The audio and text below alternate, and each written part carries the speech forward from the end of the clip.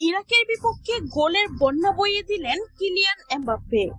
আর সেই সঙ্গে বিশ্বকাপে টিকে থাকার সব স্বপ্ন প্রায় শেষ হয়ে গেল ইরাকের।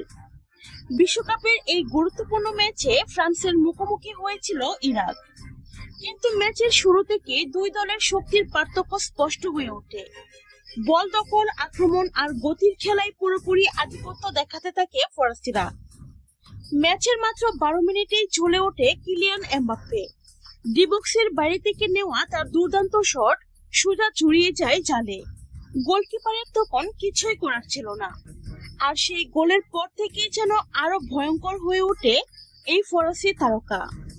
একের পর এক আক্রমণে ইরাকের রক্ষণভাগকে ব্যস্ত করে রাখেন এমবাপ্পে। তার গতি, ড্রিবলিং আর নিখুঁত ফিনিশিং এর সামনে বারবার অসহায় দেখাচ্ছিল ইরাকের খেলোয়াড়দের। অন্যদিকে বিশ্বকাপে এখনো জয়ের দেখা না পাওয়া ইরাক প্রাণপণ চেষ্টা করেও ম্যাচে ফিরতে পারেনি। তাদের লড়াই ছিল, চেষ্টা ছিল, কিন্তু ফ্রান্সের শক্তিশালী আক্রমণের সামনে তা যথেষ্ট ছিল না। এই পরাজয়ের ফলে বিশ্বকাপে ইরাকের পথ আরো কঠিন হয়ে গেল। আর ফ্রান্স জানিয়ে দিল তারা এবারও শিরোপার অন্যতম দাবিদার। আর কিলিয়ান এমবাপ্পে, তিনি আবারও প্রমাণ করলেন বড় মঞ্চে বড় তারকা কিভাবে ম্যাচের চেহারা বদলে দিতে পারে। বিশ্বকাপের আলোচনায় তাই এখন সবচেয়ে বেশি উচ্চারিত নাম কিলিয়ান এমবাপ্পে।